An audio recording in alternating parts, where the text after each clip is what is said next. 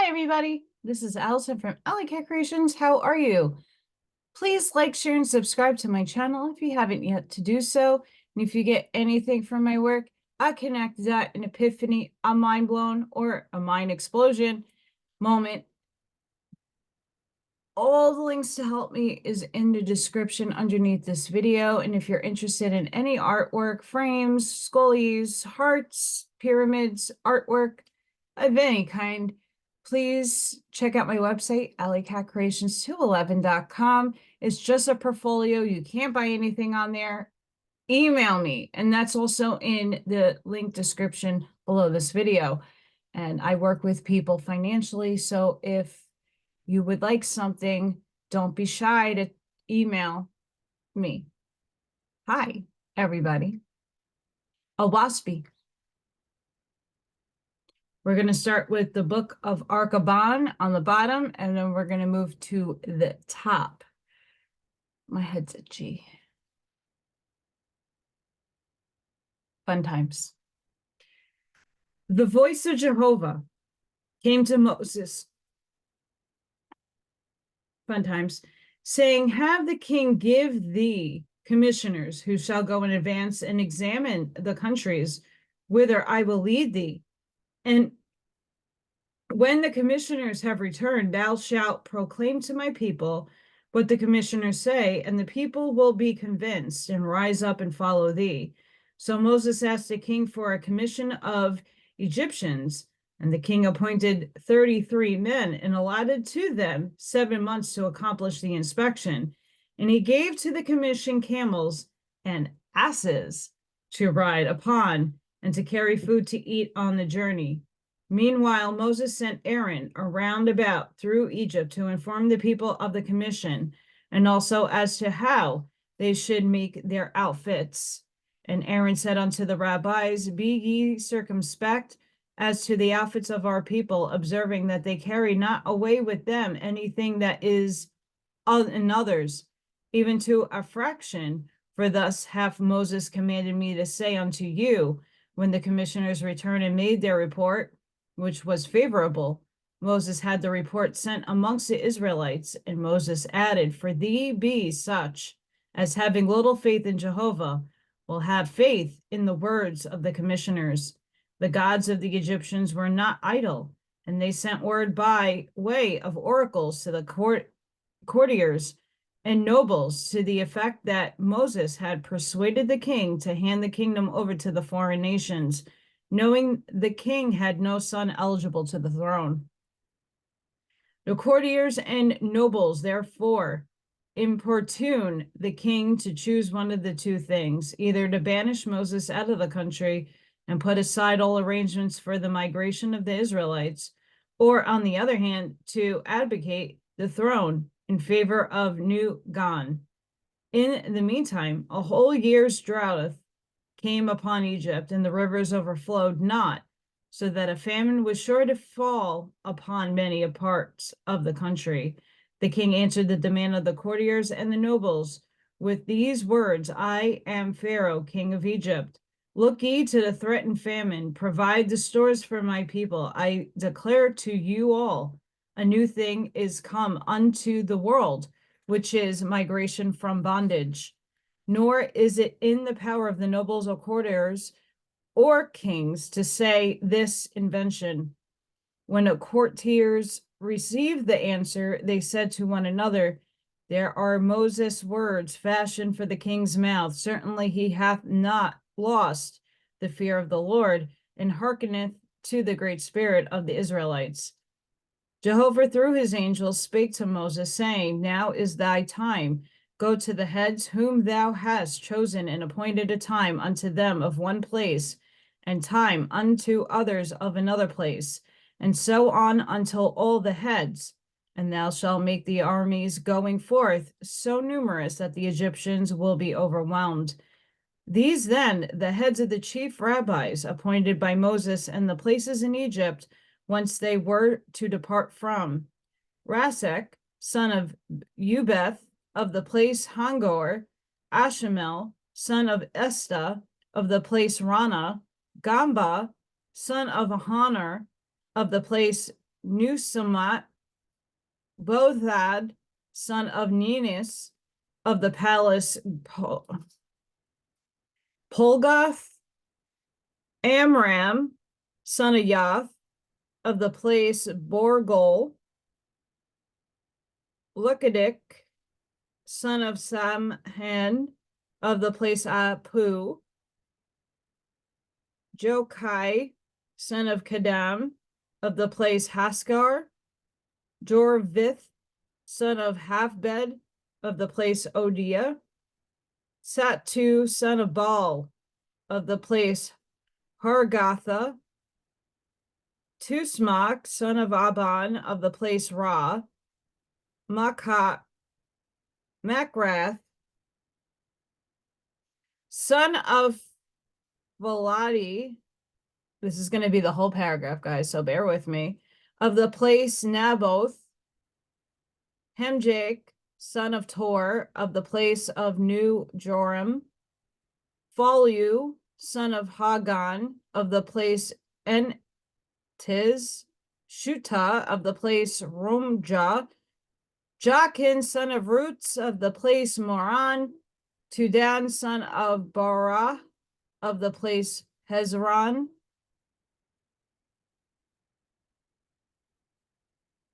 Orshrak, son of Lebni, of the place Ram, Thamus, son of Radad, of the place Sakez, Mizah, son of I'm passing that one off, of the place Temza, and Sol, son of Zarkas, of the place Anias. I tried my best. Jehovah said, and the heads shall have noticed severity and 7 days. They shall notify the rabbi of their places, that due preparation shall be made for the start. Nevertheless, the time appointed unto the people shall be kept secret with the heads and with the rabbis. And whatever number of the rabbi can send forth, he shall notify the head. And when all things are in readiness, that number shall go forth on the day appointed, every one on the same day. And Moses appointed the month Abib, and the 10th day thereof, when all the people should start. And moreover, he said unto the heads, ye shall see to it that the night before they start, even at the hour of sunset, and the moment thereof, every family shall offer a lamb in sacrifice, and every man and every woman and every child that can speak shall covenant unto Jehovah in the blood of the lamb. When the time of the slaughter is at hand, the family shall stand around, and the lamb shall be in the midst, bound head and foot. And when the knife is raised for the bow, no one shall speak, for that which is to be shall be the covenant of the blood of the lamb against Egypt. And when the throat is cut across and the blood flowing, they shall say in Egypt, the lamb of Jehovah is dead. His God shall go hence with Israel, but Egypt shall be accursed from the night, except this my covenant that with thee, O Jehovah, for innocent blood hath been shed as a testimony before thee, that with tomorrow's rising sun I rise to lie not down again in Egypt forever. Thus when Aaron and Akid, bearing this message in secret to the heads of the houses of Israel, saying unto them, thus saith Moses, this is the commandment of Jehovah, who is almighty. And now at the eve of the success to the Israelites, the king of Egypt, being at the point of death, sent forth for Moses, and Moses went to him. The king said, if it should be the Lord's will to make me off before thy people are gone, thou wilt have great bother. For my successor, Nugan, hath a great hate toward Israel. Moses said, what then shall be done? The king said, behold, the pestilence hath overspread Najut and Arabnetha. Thy people will be cut off from traveling by that way. Nugan and his courtiers dwell in Harboth. Moses replied, my people shall march through Nagat and Arabnath, whatever. Neither shall the pestilence come upon them, for the hand of the Almighty is in this matter. Leotonus, learning that Moses was with the king, went to see him. She said, O my son and brother, thou art welcome. Behold, the trials of the royal court and the pestilence of the nobles are the death of the king. To this the king said, and still I live, Leotonus, but alas, there were his last words, for he laughed and the blood bursted through his heart, and he died then and there, even in Moses' arms. Jehovah threw his angels unto Moses. When the body of the king is embalmed and put away, thou shalt go quickly to thy people, for he who cometh to the throne is under the voice of the Lord, Baal, and he will try to prevent the departure of my chosen. So Moses left the capital and did as commanded. On new guns being crowned, he at once issued the following decree. Behold me, I am Pharaoh, king of Egypt and ruler of the world. God hath raised his voice in my dominion, saying, Hail thou, son king of the corporeal world. Behold, I give to thee all the living that are on the face of the earth, and in the waters of the earth, to be thine, to keep forever. And I say unto thee, what is thy own is thy own, and thou shalt have dominion in thy own way. For I made all that are alive on the earth to be thine forever. Whether of beasts of the field, or fish in the waters, or man on earth, all the living I created for thee, and thou shalt possess them from everlasting to everlasting. And the life of the living gave I into thy keeping. And I said unto thee, the house of Pharaoh have I created, and it is my house also. And whoever ruleth on the throne of this land, the same is my son, and is the possessor whilst the breath of life is in him. But when he dieth, and the throne fall to his successor, the rights and the powers and possessions of thy kingdom shall not die, nor be set at naught. But the successor shall be my Pharaoh, who I rise up unto my dominions, thus saith the Lord. Now therefore I, Pharaoh, who am king and possessor of all the world, by commandment of God, and by his son Osiris, who is dead and risen, being myself God of the earth, into whose hands are bequeathed all the living, I am today, yesterday, and forever, the same everlasting King and Lord of all. And I decree upon my people, who are my by virtue of my authority from God, that only by my gracious indulgence have any man or people right to put one foot before the other on this my sacred earth. And whoso goeth here on or there, say by the sign of the signet of my seal, shall surely be put to death. And any multitude of my people, who are my servants, who the God of gods have given into my hands to do my works, to till my earth, or build my houses, or dig ditches, or make bricks, or gather harvest, or make cloth, or attend flocks, and to do all works whatsoever, who may design to escape out of Egypt, to go to my enemies, the foreign kings, shall be deemed guilty unto death. And if such people start forth to quit my service to go out of my holy land, then shall my loyal slaves fall upon them and slay them, right and left, sparing neither man, woman, nor child. For this commandeth the Lord God, whose son I am. Jehovah through his angels spake to Moses, saying, Go thou, take Aaron thy brother, and go before the king and plead thy cause. Moses said, O Jehovah, thou Almighty, why hast thou said this unto me? I have no argument in me like other men, nor have I courage to face a man or a woman. My tongue is slow to find words till after the opportunity. From my youth up, I have known this man, Nugan, who is king, and he but stamp his foot at me. I am helpless before him. Jehovah said, For that reason, my son, I can give thee my words. Go and fear not.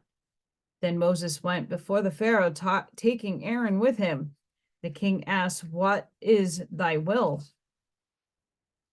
And Moses said, I come to beseech thee to suffer my people to depart out of Egypt. The king replied, the Lord is with me. He saith that shall not go, and I repeat the words of my God.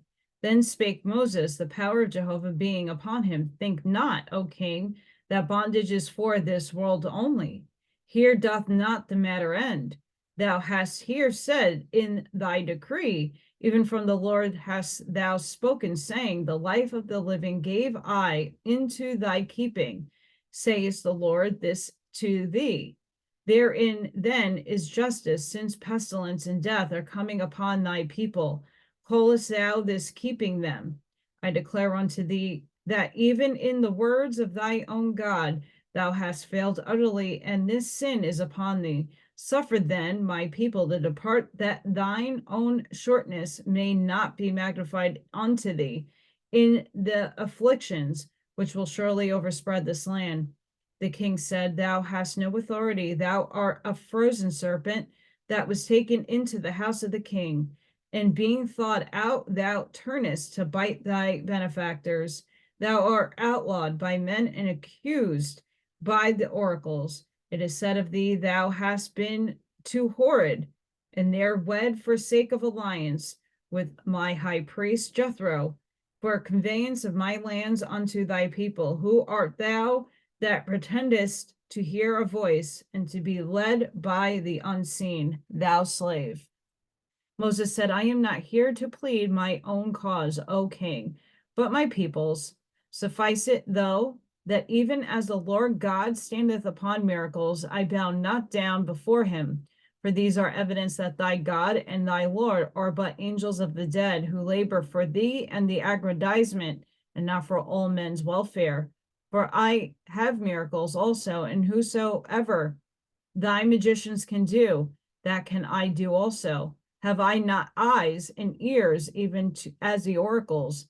Now I declare a miracle unto thee, which is thou thyself shalt yet not only consent to my people going out of Egypt, but thou shalt send armies to drive them out, to turn a rod into a serpent and a water into wine, or to show the spirit of the dead. Alas, O king, even they that are of rotten flesh can do such things.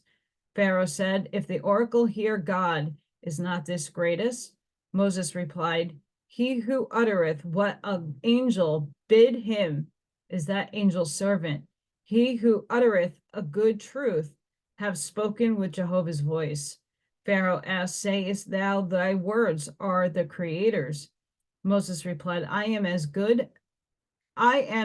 all good men who speak truth. All that is good and all truth are Jehovah's words. In a rose he findeth expression and perfume. In the lightning, his words are thunder. In a bird, his words are songs. But in man, his voice is in man's words. For every living creature and every dead thing on earth, or in the waters, or in the air above the earth, giveth expression in its own way. Because the Father's hand is the foundation of all that is good and true. He is the I am who sent me to thee. By his command open I my mouth before thee, and in his name declare I unto thee, thou shalt not only suffer my people to depart out of Egypt, but thou shalt send thy armies to drive them out. The king said, Moses, Moses, thou art mad, for thou all Egypt run blood. Yet will I not do as thou hast said. Then Moses replied, I tell thee, O king, there are but two powers in heaven, that which is for justice and goodness, even Jehovah, and that which is for sin and death. And if the Creator lift off his protecting hand from Egypt, she shall in the day before the plague spot of the earth. Thou dost remember when in ancient days great Thothma built the first pyramid. Thy forefathers decried the power of heaven, and straightway all the land and the great pyramid itself was flooded over by evil spirits. And then came foreign kings and robbed and plundered Egypt. Then not, O king, these legends are but idle tales. There be gods and lords in heaven who could sweep the sea up and drown all this country. Behold, the day is set, a night is marked out when the Lamb of peace shall die. And in the night the firstborn of every woman and the firstborn of every beast in the field shall die for all the Egyptians. And in the same night not one of the Israelites shall go down in death. Jehovah saith, I will show my power through my people in the time of my covenants. Pharaoh said, where these things be, God had come to more noble quarters.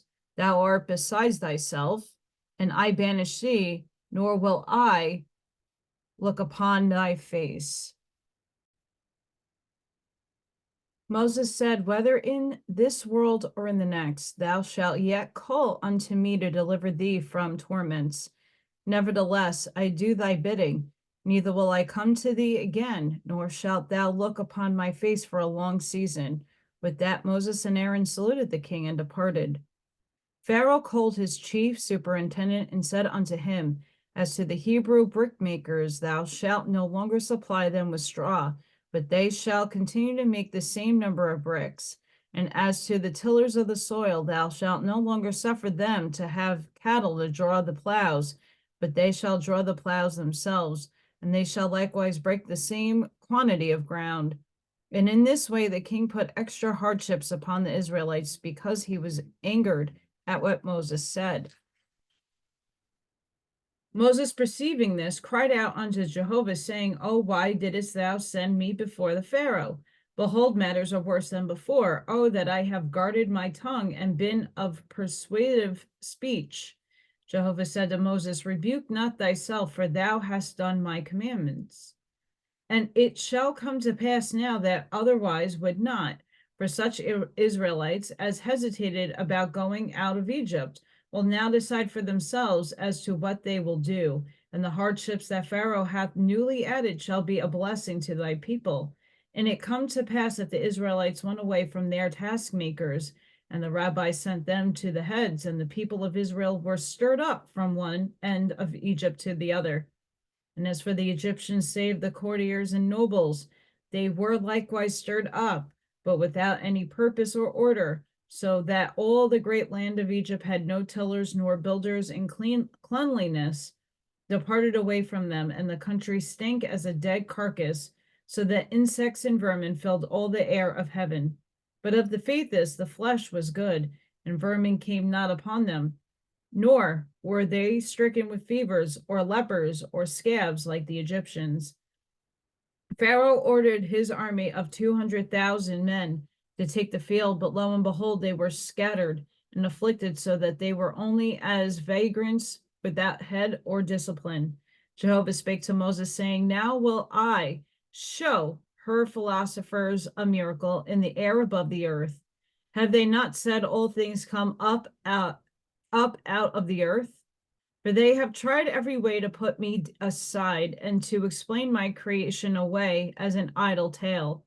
They shall look and see the sun and declare of a truth there is no cloud. But while this they look up, they shall see a cloud high up in the heavens, and it shall be broad as the land of Egypt, a very black cloud.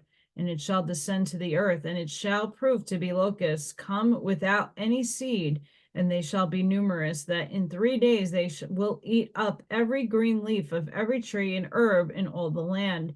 Neither shall they be like any other locusts, have they been on the earth, or shall be, for man shall comprehend that they are not of the seed of the earth.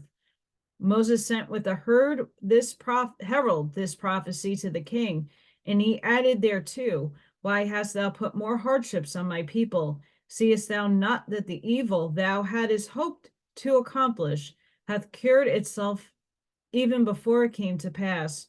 For the Israelites now work not at all, and their taskmasters are left in the lurch. Again, I call upon thee to let my people go. And the king replied not to this, but silently put his officers to work, drilling and equipping the armies and collecting them together. That which, when Moses beheld it, he understood to be a sign, as the Great Spirit had previously said, when the cloud would appear. And it came to pass on a very clear day at noon, a cloud formed high in the firmament, and it grew blacker and blacker until it descended upon the earth.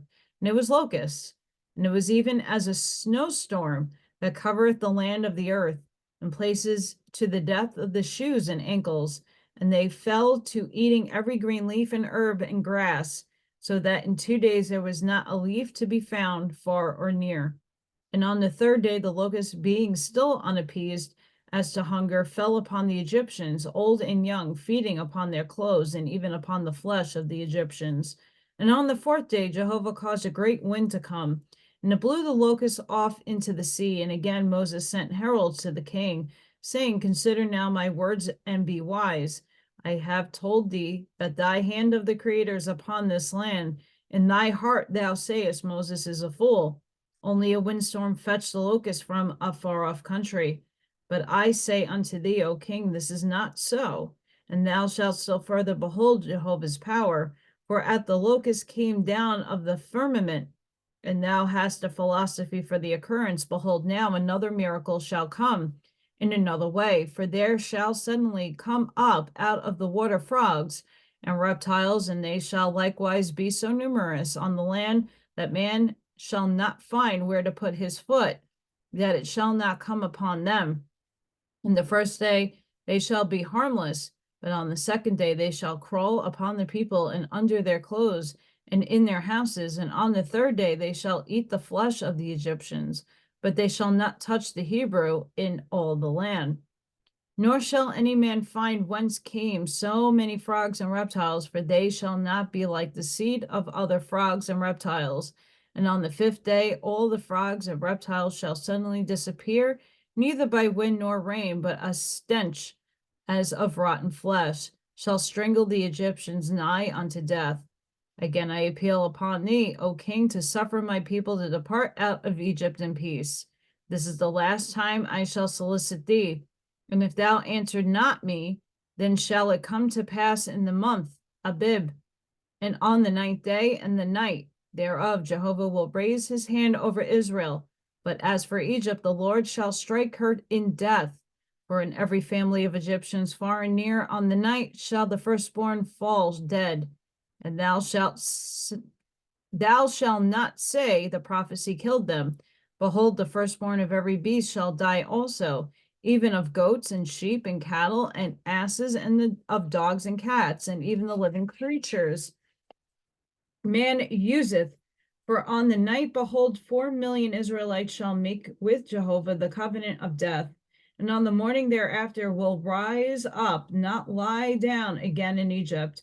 And this shall be the testimony, innocent blood against thyself and all thy people, for what the Hebrews have suffered.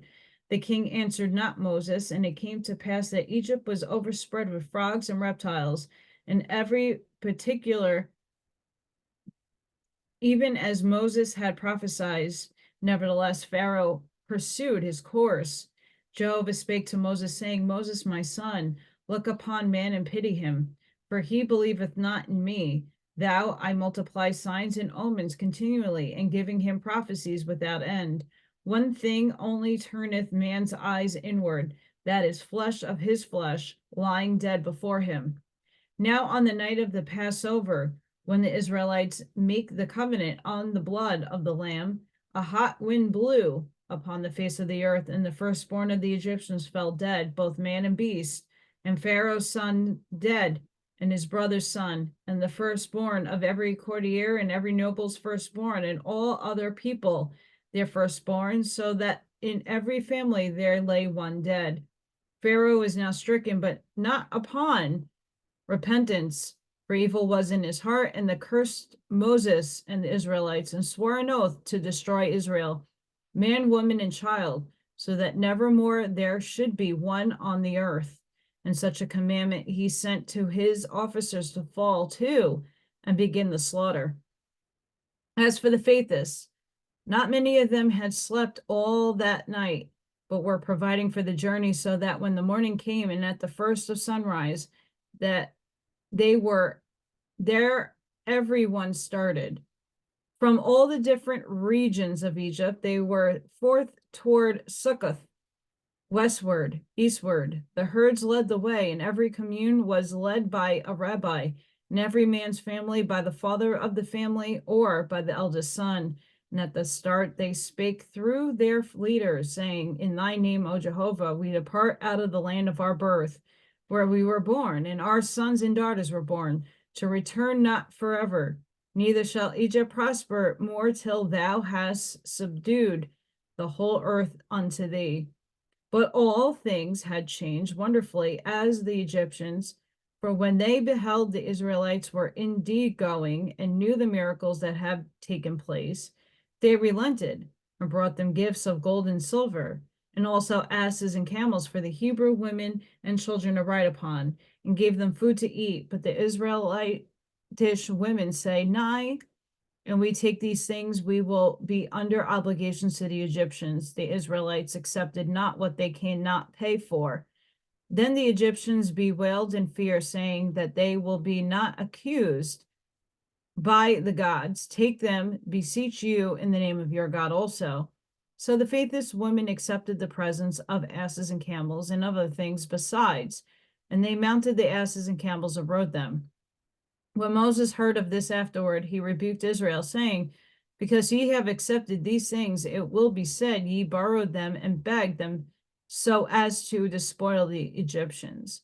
When they arrived near Succoth, Jehovah spake to Moses and Aaron, saying, stand ye here for 12 days, and that ye behold my people as they pass, and that ye in turn may be seen by them. So Moses and Aaron pitched their tents by the way, on a high piece of ground, and remained there 12 days, and Moses showed himself before them, speaking and encouraging. After this, the Israelites passed through Etham, on the borders of the wilderness, and thence toward Midgol, near Baal Zephon, the place of the oracle of the god Baal. And they encamped before Bihirioth, where Moses commanded them to remain some days to rest. Now, as the Pharaoh, he had not made any attack on the Israelites, for the Lord held his army in confusion. Pharaoh, finding that the Israelites were not injured, decided to take the field himself, and accordingly have impressed all the chariots of Egypt, went ahead leading his army in person. The Israelites were worried and footsore, and discovering the Pharaoh was after them, many of them complained and grumbled, saying, O Moses, why broughtest thou us from home? Better was it for us to have remained in servitude in the Egyptians that be slain. Moses rebuked them, saying, profess ye to be faithless, but yet have not faith in Jehovah.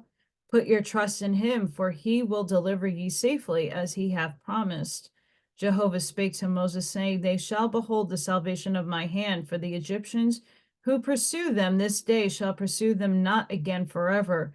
For when they fetcheth them to the sea, thou shalt lift up thy rod, and I will divide the sea, and my people shall walk across on the land of the bottom of the sea, and the Pharaoh's army shall pursue, but be swallowed up in the waters. And it so came to pass. Jehovah brought a strong wind and divided the waters of the sea and swept them back, and the Israelites went over on land. But Pharaoh's army, who were in pursuit, were caught in the flood of the tide and were drowned. Thus delivered Jehovah the Israelites out of Egypt, and Israel believed in him and in Moses, his servants. Now from the place Succoth unto the other side of the sea, a pillar of cloud preceded the Israelites by day, and a pillar of fire stood over them by night. And the people looked thereon and saw everyone the cloud and the light. And the name of the place they reached when they crossed over was Shekilmarath,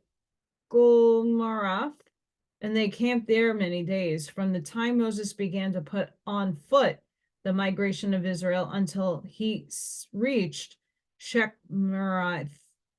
I don't know how to say that.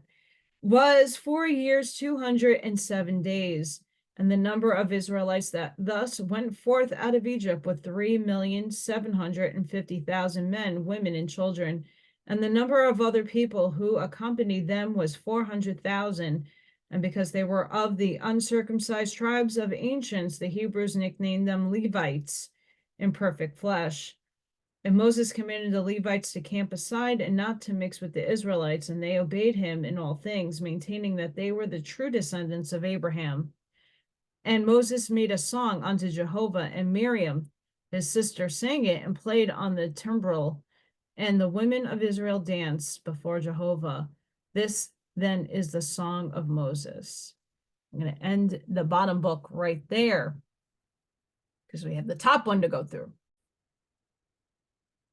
Top book. In the same time that Anahazi was delivered out of hell, so was Anubi, and from the self-same knot, and he was carried on the same Kaios to Hyojusta, the same heavenly place. And he was also in chaos, knowing nothing, only screaming, I am not Anubi, I am not the savior, I am plain Chistoa, his real name. And he also saw not the herd not, but was wild, desiring to fly away, and then held him fast. And after the same manner they delivered Anuhazi to reason, they also delivered Chisota. And when both of them were well restored to sound reason, thou still timorous, Ahura took them in his own Octvan and carried them to Theoverchristian, whatever that name is, before Lika for judgment. And great was the time when they came, and especially the desire of the inhabitants to look upon Anahazi, the most audacious god that had ever dwelt on the earth or in her heavens, and withal the much loved a friend of Ahura. When they came before the throne of Jehovah and dutifully saluted Lika, said, Whence come ye? For what purpose, O my beloved? Ahura said, Hell hath delivered up the bound. My friends are before thee. Then Lika said in Jehovah's name, Welcome, whatsoever the Father putteth into your souls, that utter ye, and be assured of his love, wisdom, and power. Anahazi said that I am delivered out of hell. It is well that I was delivered into hell. It was well likewise. Give thou me Jehovah's judgment. My purpose before thee is to register my vows unto Jehovah, that my record in thy judgment may be carried into the heavens above.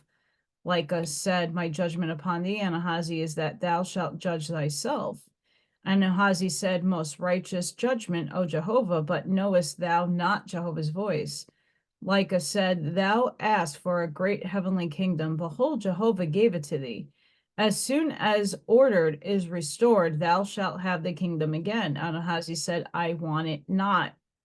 Lika said, Thou shalt not say, I want this or that, but say that thou wilt do whatsoever Jehovah hath given into thy hands. When thou hast rised up thy whole kingdom, behold, thou wilt also be rised up. And Ahazi said, Alas, me, this is also just. Show thou me the way. I will henceforth labor for the thousands of millions who were my kingdom.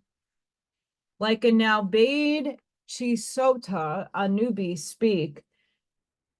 Chisota said, I call myself master of the scales and savior of men. Whoever so call on me, worshiping me in Deus, Elias, the Lord God, I accept. Whoever worship me, not nor Deus, nor the Lord God, I cast into hell, saying, Depart from me, ye cursed, into everlasting torments. What then, O Lika, shall be my judgment? For behold, I cast 1,000 million into torments. Lika said, Judge thyself. Chisota said, Alas, the pains I gave can never be called back and undone. Have I then no hope? Lika said, Whom thou hast pained, go thou to, and by thy good deeds hereafter done to them, so win their love, that they will call thee blessed. When all of them have accepted thee, behold, it shall be well with thee. Chiosta said, O endless task, and yet it is just. Teach me then, O Lika, how to carry out this great judgment. Lika then asked for Anahazi to come forward and be crowned. And when he approached the foot of the throne, Lika came down and said, Anahazi, son of Jehovah, God of Hyojusta, thee I crown in Jehovah's name unto his service forever. Be thou with him, O Jehovah, in wisdom, love, and power. Anahazi said, Into thy service, O Jehovah, I commit myself forever. Give me of thy love and wisdom and power, that I may glorify thee in thy kingdoms. Lika stretched up his hand, saying, Light of thy light, crown of thy crown, O Jehovah, and the light was formed in his hand, and a crown came out of the light, and Lika placed it on Ahazi's head. The latter then sat down on the foot of the throne, and Lika took his hand, saying, Arise, O God, and go thy way, and the Father be with thee. Thereupon Ahazi and Cheshosta saluted and stood aside. And then Ahura saluted and stood aside also. Thereupon Lika granted a day of recreation, during which time the visiting gods departed for Hyousta.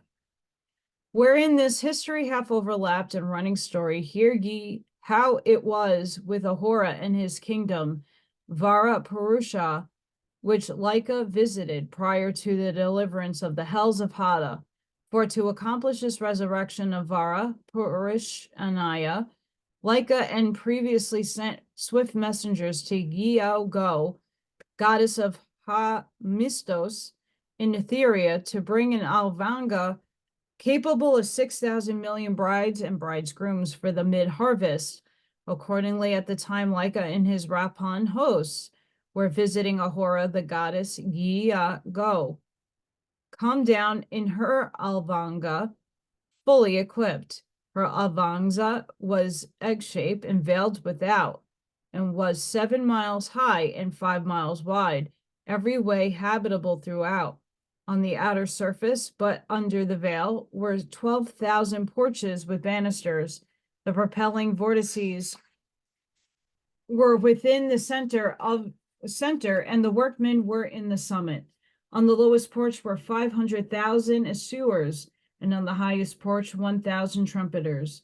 Ago's compartment and the place of the holy council were in the midst, and her throne faced the north like the earth's vortex. Ahura said to Lika, son of Jehovah, my brides and bridegrooms I give to thee, honor thou this dissolving kingdom by performing the marriage ceremony. Lika said, they will, and Jehovah's be done. This was it arranged, and the twain together with the Rappan hosts ascended the throne together and sat thereon. Ahura had previously provided his hosts and all 4,500 million brides and bridegrooms, and arrayed them in white, so that they anxiously awaited the coming of Go. And there on the lookout to see her magnificent ship descending, a place of anchorage had been also previously made, together with accommodation for the spectators, of whom there were 1,500 million, being adopted wanderers rescued from the various hells during the past 100 years. The brides and bridegrooms were arranged in semicircles facing the throne, leaving a place for the Alvanza but above them. So when Go descended from her ship's bottom, she would be in the midst. Whilst the ship's workmen were anchoring, Go and her holy council descended to the platform and saluted the gods and goddesses on the throne in the sign of the glory of the Father, and Lika and the others answered under the sign, the abandonment of self. Go said, in Jehovah's name, am I come to answer the call of his sons, to deliver the emancipated sons and daughters. Lika said, behold, O daughter of Jehovah, the brides and bridegrooms are before thee. To thee I give them in Jehovah's name. Go said, my beloved, know ye the resurrection of the most high heavens. Response, reveal, O goddess, our faith is strong. Thereupon Go instructed them and followed the usual ceremonies, but concluding with the seventh degree of Emuth in Jehovah's voice. To be my brides and bridegrooms forever. Response, to be thy brides and bridegrooms forever, O Jehovah. To labor for thee and and to be mouthpieces for thy commandments, and to be thy expression forever, and to be in concert with thy most high gods for the resurrection of mortals and angels, whom I receive as mine forever, to be one with me in my kingdoms. For its glory I accept you as my sons and daughters, brides and bridegrooms forever. Response, and be thy sons and daughters to be one with thee forever, thou most high Jehovah. Go said, Behold the crowns the Father bestoweth upon his loves, to be theirs forever. Here at the Rapon chiefs, with Lika gathered of the curtains of light, and wove crowns, and cast them forth, thousands of millions, and the power of the Great Spirit through their wills bore them upon the heads of the brides and bridegrooms. Response: Crown of thy crown, O Jehovah, glory to thee, creator of worlds. Yeagu, Father's ship, hath come for his chosen. Walk ye in and rejoice, for ye are his servants. Gods and goddesses are waiting for you, as a woman waiteth for her firstborn. They will receive you with the joy and love. Yea, they are crying out unto me, daughter in Jehovah. Why tarriest thou so long? Lika now saluted the brides and bridegrooms, and arise, O my beloved, and go your ways. Father calleth. The brides and bridegrooms saluted, saying, Alas, we have not paid our teacher Ahura. And every one plucked from the rays of Jehovah's light a flower of love, and cast it on Ahura's feet, saying, Most blessed of gods, love of my love, Jehovah be with thee. Ahura responded not, only bursted into tears. And now, whilst the brides and bridegrooms were going into the ship, Yeagu came along the platform, accompanied by the chief marshal and his staff, and these were followed by Yeagu's high council. The Rapon chiefs rose and received them, and they all sat on Jehovah's throne in relaxation and fellowship. Thus ended the ceremony. The music of the two spheres now commenced. Yeagu and her host embarked, and she gave the word, arise, and lo, the great Alvanga started from its foundation amidst a universal shout of applause. From the 4,000 million, higher and higher rose the ship of fire toward the bridge, Shinvat, toward the Etherian heavens. After the judgment of Anahazi and Shiota, the Christian, Ahura asked Lika for assistance to remove the reminder of the Varparashana to Hyosta, which Lika granted, allowing 10 million of his Etherian hosts to accomplish it. With these, Ahura and Anahazi and Shiosta accomplished the removal. And not many days after this, Sudika was delivered from the hells of Aprag, of which event Ahura had been previously informed. As to the time thereof, he accordingly went to Apurag to be in readiness to receive Sudika and help restore him if required. Sudika, on his delivery from the knot, where there had been 30 million abound, with bereft of reason, but not gentle like Anahazi, but fierce, battling right and left, a very maddened manic that neither saw nor heard, but raved and cursed with all his strength, choked up with madness.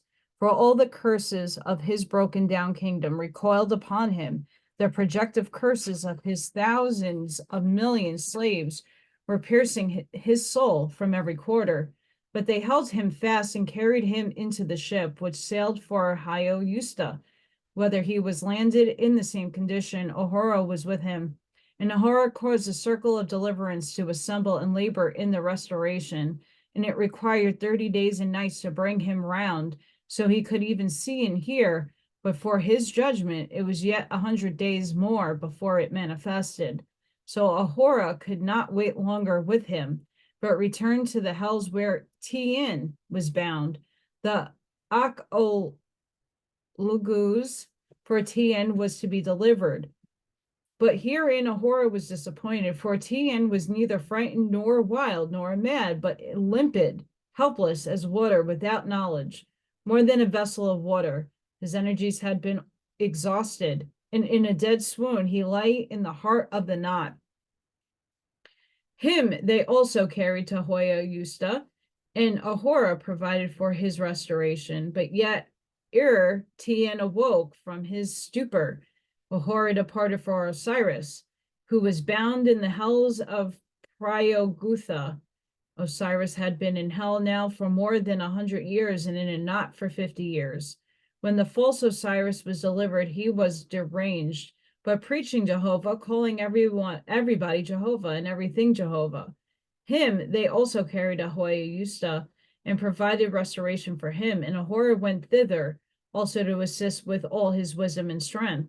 Thus was delivered all the self-gods who had rebelled against Jehovah and established their great confederacy, of which not one vestige was now left. But of all the angels delivered out of the hells and knots, not 1 in 10 was sound judgment, whilst more than half of them were only drudges at best. Thus was found the new kingdom of Oahspe, but yet in charge of the Etherians, who were to commit it to Anahazi and one-time confederates for their deliverance. It came to pass in the course of time that Sutka and Tian and Osiris were restored to judgment, and in this matter Anahazi, Ahura, and Tiosta were constant workers. And when they were all restored, they in turn fell to restore others, to which labor they were committed till the close of dawn. Osiris and Tian and Suga all desire to go before Lika to be adjudged and sentenced, and they all sentenced themselves, which was granted unto them on this occasion. Osiris said, Thy lesson are near at hand, O Jehovah, but who will learn them?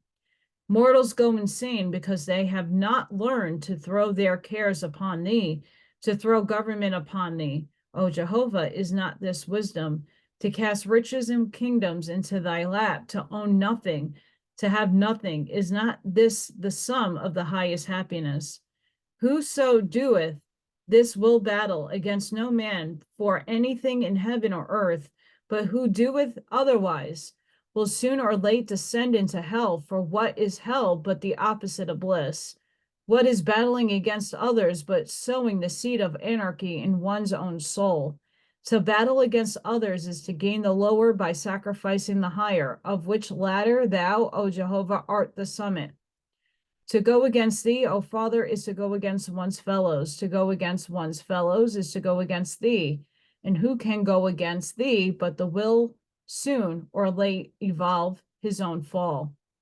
Thou hast given to mortals kings, queens, and shown them that soon or late their kingdoms will fall to pieces. And yet lords and gods, seeing these things, will not believe. Everyone in his own conceit imagineth his particular kingdom will be governed more wisely than all his predecessors, and yet his also falleth. Now I will turn to thee, O Jehovah, and thy search shall be everlasting. Kingdoms are nothing to me. All possessions save wisdom and love are but vanity and vexation. I know thou art above all else, and yet thou art that hath given thyself all away, so none can look upon thy face. Verily hast thou hid thyself, not like unto thee to hide away the self of oneself, and that will be thy mouthpiece in thy hand. Then spake Suga unto Jehovah, saying, Why was I puffed up, seeing that I created not even my own self? Neither had I anything in earth or heaven to use or to work with, but the substance was made already. Yea, I leaped into thy garden which thou hadst planted. I raised up my voice against thee, because thou wert too holy for my gross senses to behold. I condemned thee. I wanted thee gross, that I could look upon thee, that I could walk upon thee, and behold thy stature. I saw that all men were like unto me in this. Therefore I made a figurehead of myself. I said unto thy children, Behold me. And at first they were pleased, because they imagined they had found a creator they could measure. But thine eyes were upon me. Thy hand appointed the way and manner of my inquiry. And they searched me out and found I was not a man, but unlike themselves. Wherefore they condemned me. The fool acknowledges no person who save he can grapple therewith, and find the arms and the length thereof, and the feet their strength, their standing place. How vain I was in this, O Jehovah. He that professeth thy person I denounce as fool, because I saw not the completeness thou suffereth me to pursue my vanity. Because I had risen above acknowledging thy person, I was forced to make man the all highest, and this drove me to make myself the all highest man. but thou camest not against me to beat me from my inquiry, but gavest me full play to do my utmost. On all sides hast thou encompassed thy creation with liberty. Even thy enemy thou hast not restrained. He standeth in public, saying, Jehovah, I deny thee. If thou art mightier than I, strike me down. Behold, I deny thee in thy person. Thou void nothingness, thou fool, creator, with thy have created world, thou who hast created sin and created misery, thou father of evil, oh nothing. Yet even to him hast thou given free speech, and he buildeth up his own soul in his own way. And for a season he is the delight of the drook and the druge. Yea, they fasten upon him. He gaineth a multitude of evil ones, divided one against another. But the seed of his curses taketh root in them, and he becometh encompassed with foulness and bondage. To find harmony in thee, O Jehovah, to measure the goodness of thee, to rejoice in one's joy, to treasure the best gifts, to laud thy love, to love thee, because thou hast given me power to love and things to love, to rejoice in thy fruits and flowers and all perfected things, to harp forever upon thy glories and the magnitude of thy creation, to sing praises to thee for harmony, wherever found, to love, to comprehend all good things, to find the good that is in all men and women, to rejoice in delights, to teach others to rejoice, and to search after all perfected beauties and goodness and righteousness and love. These shall be my service unto thee, my everlasting Father. To seek not to find imperfections, to seek not to find inharmonies, to seek not to find evil, to seek not to find ugliness, to seek not to find evil in others, nor their darkness, nor shortcomings, to seek not to prove imperfections upon thee, O Jehovah, to find no fault with thee, to complain not against thee, to complain not for trials, nor for hardships, nor for the evils others inflict upon me, with to quibble not, because I cannot comprehend thy vastness, to quibble not for myself, to speak not evilly against anything thou hast created. Oh, make thou me strong and wise forever. Tian spake to Jehovah, saying, Wherein is the limit of experience, O Jehovah? And how short have I not been before thee, my Father? Behold, I have learned all philosophies. I have been taught for a long season in the right way, but I rebelled against thee, thy creator. I had been taught to hoard not up anything, to own nothing, to desire nothing but wisdom and love. And thy teachers, O Jehovah, showed me the evidence of thousands of great rulers, and every one of them had come to evil and destruction. Why then, O Father, was I not wise in the evidence before me? But I rose up against all this testimony, and I fashioned myself a mighty kingdom. Yea, thou sufferest me to try in my own way to be full. I went not by peace, but by war. I raised me up standing armies and great warriors without limit. By force I established myself, but only as a tree that groweth up and is cut down. But what was I in the great universe, O Jehovah? What was my experience but the repetition of others who had been before me? Now will I be wise, most cautious in my wisdom, and slow to proceed. But how can I make my experience profitable unto others? Thou hast stood me afar off. Whoso heareth me will say, Ah, I had tried it, I had succeeded better. Thou prickest each one to go in and try, but they all fall. Yea, they reiterate their failure. But where is the profit of this experience unto others? How can I ever reach them, O Jehovah? What profit have I more than a mortal man that dwelleth on the earth? Have not the angels testified for thousands of years that the rich man was crippling his own soul, that the king and the queen were binding themselves with chains for the habitation of hell? But they will not heed. Every one hopeth he at least find a way to escape. to gain prestige over others, to be a leader, and to have servants, to be idle, to live at not these more powerful than experience, greater in the eyes of the ignorant than all the wisdom of the earth and heaven? Thou hast wisely shaped thy creatures, O Father. Thou makest great servants of us in a way we know not of. Behold, I desire a mighty kingdom in heaven, and thou gavest one into my hand. Yeah, I flattered myself with my success. I laughed at the gods who had been before my time. How things are changed now, O Jehovah. Thou hast made me a servant of servants. Yea, by my own hand have I bound myself about.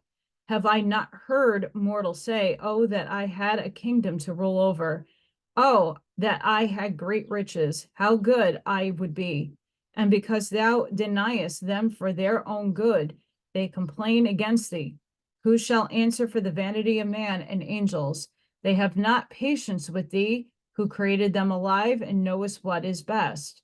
One saith, yonder is a great king, why doeth he not a great good? Or, yonder is a rich man, why doeth he not a great good also? Or that I were in their places. How shall I show them, O Father, that to be a king is to go away from doing good, that to be a rich man is to deny goodness? Yea, by the way, act of possession is he testimony in the opposite way. For that is good giveth all, even as thou givest all, so made all things. And the greater the possession, the greater the bondage. Who hath so small responsibility as he who hath nothing? This is the sum of wisdom, O Jehovah, and all men and all angels, soon or late, will acknowledge it. Better hast thou made it for the servant than for the master, better for the poor than the rich, and these things will also come to their understanding in course of time. But how can I, O Father, make them to know wisdom without experience, to accept the testimony of others, tortures in hell? Behold, thou gavest me great learning when I was of the earth, and when in Hada, great advantages to obtain too deep wisdom. Sorry, guys, wisdom. But after all, I was caught in a snare of my own setting. How much then, O Father, must I expect of the multitude? Happy is he who hath nothing and desireth only wisdom and love. To cultivate such a garden, what a harvest would ripen out unto him. When the three had thus spoken upon before the throne and before the high council, Ahura stood aside and spake also. And the next time we're going to see what he says. Sorry, guys, I'm having like some issues. Not fun. But please don't forget to like, share, and subscribe. Next time we're going to continue on. As always, I'm hoping things kind of start speeding up again in my schedule, that I have one that I can keep. So thank you guys for the birthday wishes. Thank you all for watching and subscribing and coming here and hearing shitty reading, because that was not my best, but either way. Sending each and every one of you love, like, a passion, grace, shielding, and protection energy. Please be safe, be seen. Enjoy the rest of your week. And I hope to see you guys on the next one. Bye for now.